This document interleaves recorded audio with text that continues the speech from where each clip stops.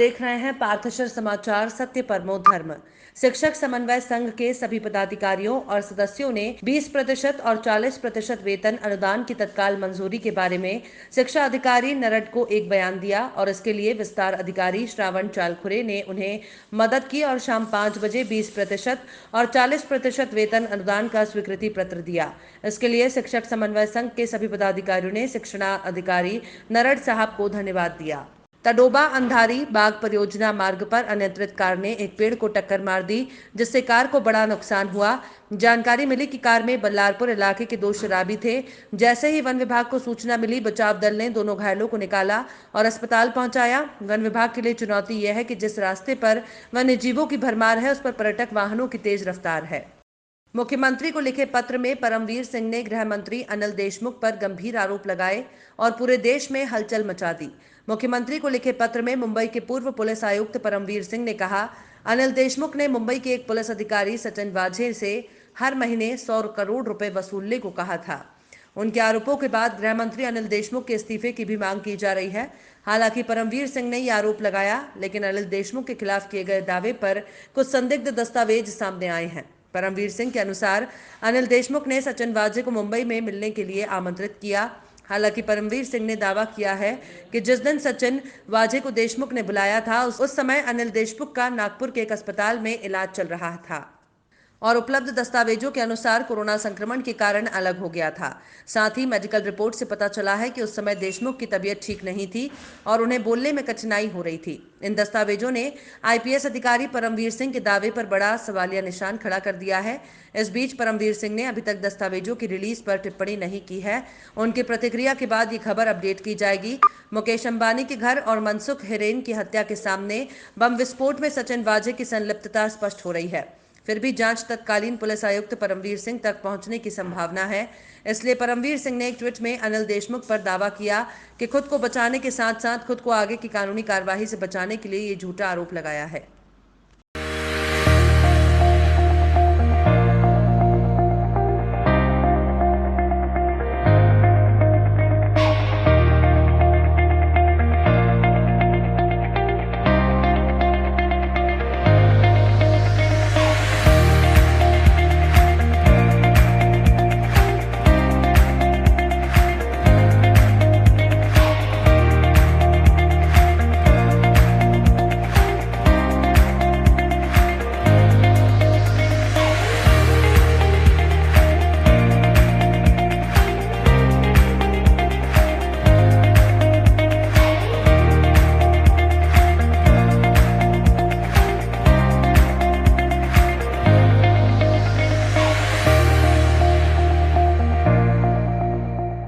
फडणवीस सरकार का महत्वाकांक्षी 33 करोड़ वृक्षारोपण अभियान घोटाला प्रकाश में आया है।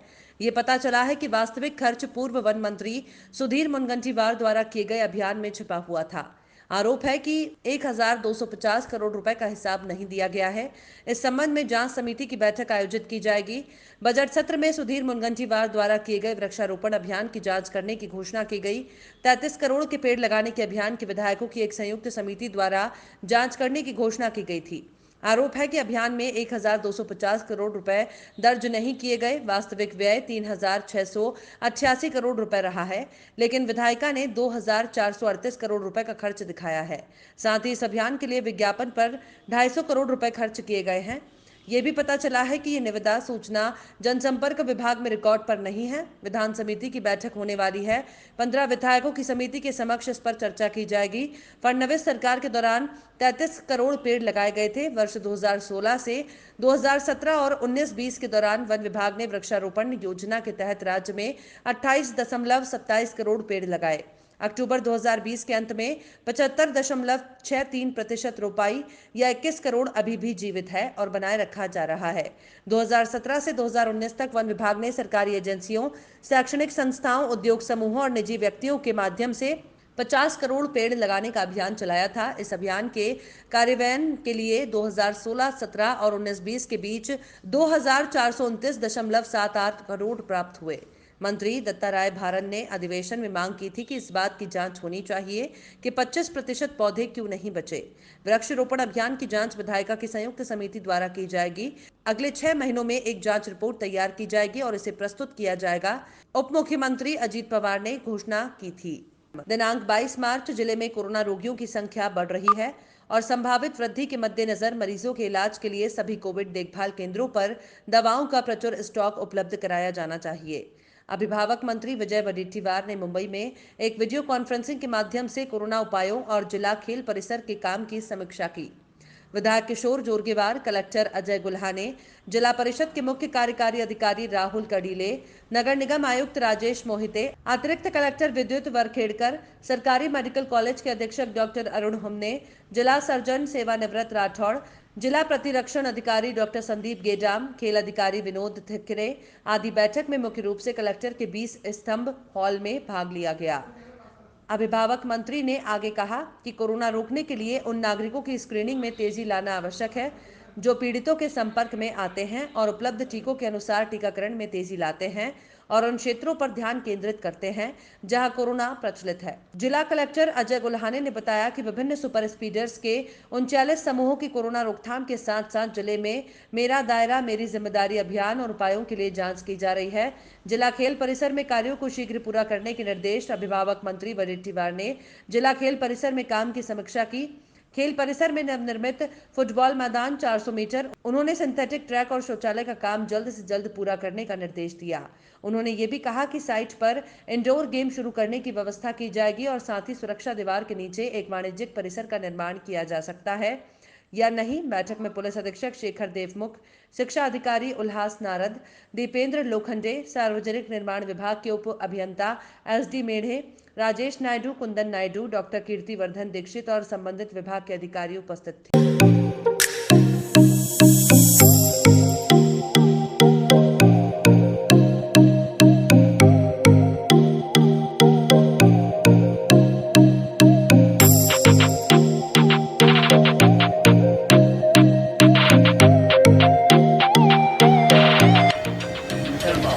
अच्छा, कैसा लगा टेस्ट? टेस्ट है, बढ़िया टेस्ट है। कद्दू में है ही और अच्छा है।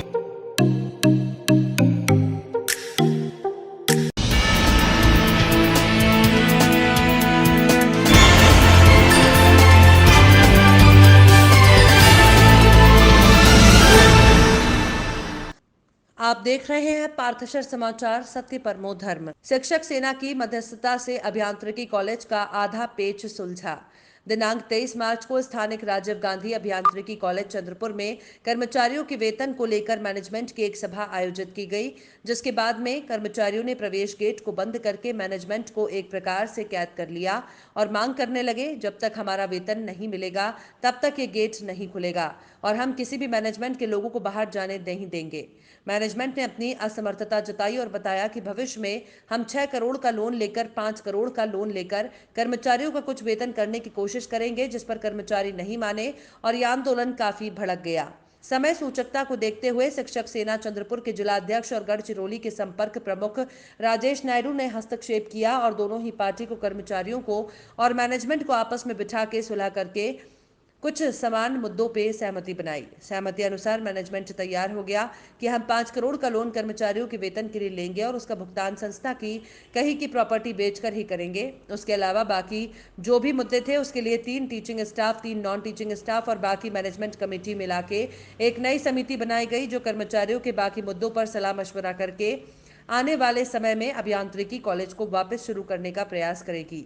मैनेजमेंट के अध्यक्ष शफीक अहमद ने 7 अप्रैल तक कर्मचारियों के कम से कम 4 से 5 पेमेंट करने का प्रयत्न करने का भरोसा दिलाया है और जल्द ही मीटिंग करके बाकी भी समस्याओं का समाधान निकालने का आश्वासन दिया है। राजीव गांधी अभियांत्रिकी महाविद्यालय इथलं न्यूज कव्हर करण्यासाठी आपण पार्थशर चॅनल आणि आमचे शिक्षक सेनेचे अध्यक्ष राजेशजी नायडू या ठिकाणी येऊन आम्हाला फार मोठं सहकार्य करत आहेत। सर्वप्रथम मी त्यांचं आभार व्यक्त करतो। आज आपल्या सगळ्यांना माहिती आहे की चंद्रपुरातले अत्यंत भव्य दिव्य कॉलेज त्याला आज कर्मचारीच्या मागील 50 दिवसापासून आंदोलन, आज बरोबर 50 दिवस पूर्ण होत आहेत आणि आज महत्त्वपूर्ण घटना या ठिकाणी घडलेल्या आहेत। म्हणजे मागच्या इतक्या दिवसापासून आंदोलन करताना त्याच्यावर कुठलाही समोरचं नियोजन कसं असेल, आपल्या मागण्या पूर्ण होतील, सगळं अंधकारात होतं.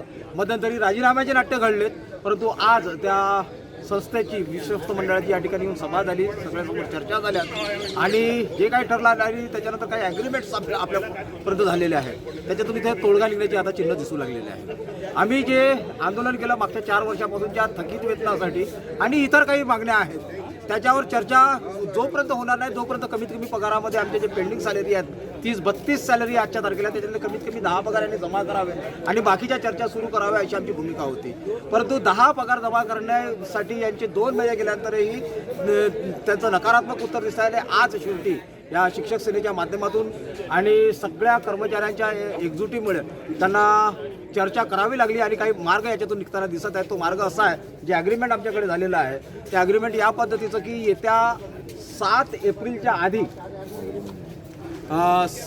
कमीत कमी 5 पगाराची व्यवस्था करतो असं माननीय अध्यक्ष आणि इतर विश्वस्त सोबत असताना त्याच्या सगळ्या संमतीने हे ठराव पास झालेला आहे. पण त्यांना विनंती केलेली आहे की 7 एप्रिल ही जरी तारीख आपण घेतलेली आहे फार लांब आहे, 50 दिवस झाले आहेत, विद्यार्थ्याचंही नुकसान होऊ नये याच्यासाठी जितक्या लवकर होईल तितक्या लवकर याच्यावर मार्ग काढावा आणि हे पगार आमच्या अकाउंटमध्ये जमा करावं. त्याच्यानंतरच्या ज्या आमच्या प्रमुख 10 मागण्या आहेत 10 मागण्यावर येत्या या आठवड्याभरामध्ये 2 ते 3 एप्रिलच्या मध्यंतरी एक सुटेबल तारीख जी होईल सगळ्यांना सहमत अशी तारीख ती आपण ठरवणार आहोत आणि त्या तारखेला मॅनेजमेंट आणि शिक्षक कर्मचारी आणि शिक्षकेतर कर्मचारी यांची एक टीम यांच्यासोबत चर्चा करून त्या 10 मागण्यावर चर्चा होईल.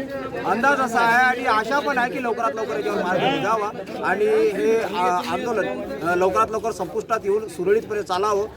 कॉलेजचं जे दैदित्यपान असं नाव आहे या पूर्ण शहरामध्ये ते पुन्हा सार्थक होऊन हे भरभराटीत जावं याच्यासाठी आम्ही सगळे कर्मचारी लोक पूर्णपणे समर्पित भावनेनं ही सेवा सुरू करू. यांनी आंदोलनाचा तोडगा लवकरात लवकर काढावा आणि आपल्या दिलेल्या शब्दाला जागून हे आंदोलन लवकर संपन्न करावं. पुन्हा एकदा आपल्या सर्वांचे या मीडिया चॅनलचं आम्ही सर्व शिक्षक आणि शिक्षकेतर कर्मचाऱ्यांतर्फे आणि विशेष करून नायडू सरांचं खूप खूप आभार व्यक्त करतो. जनतेपर्यंत हा आवाज जावा आणि आपणही सगळे चंद्रपुरामधले जेवढे काही कॉलेजशी जुळलेले प्रत्यक्ष असतील अप्रत्यक्ष असतील विद्यार्थी असतील पालक असतील किंवा याच्याशी रिलेटेड असलेले जेवढे काही लोक आहेत त्या सगळ्यांना आपण खात्रीनं सांगतो की येणाऱ्या लवकरात लवकर हे कॉलेज जे जुनं वैभव आहे आणि चंद्रपुरातलं एक शान आहे हे पुन्हा ॲज इट इज किंवा त्याहीपेक्षा अधिक गतीनं सामोरं प्रगतीपथावर जाईल. कुठलीही चिंता करू नका, लवकर आंदोलनाचा तोडगा निघेल आणि हे कॉलेज पुन्हा एकदा सुरळीत ज्या पद्धतीचं आहे त्या पद्धतीचं होईल. सगळ्यांचं पुन्हा एकदा धन्यवाद. कम से कम 5 करोड़ रुपया 8 तारीख तक यहाँ देने का प्रयास किया जाएगा और बाकी जो डिमांड्स है उसके बारे में कर्मचारियों की और मैनेजमेंट की एक जॉइंट कमेटी बनाई जाएगी. उसमें डिसीजन लिया जाएगा और जो हो सकते हैं उतने डिमांड पूरे करने की प्रयास किया जाएगा. और हम सब चाहते हैं कि ये सब डेडलॉक जल्दी छूटे, क्लासेस शुरू हो और जो नए आए हुए बच्चों का और पेरेंट्स का जो नुकसान हो रहा है वो एकदम रुकना चाहिए और कॉलेज की इमेज ख़राब नहीं होनी चाहिए.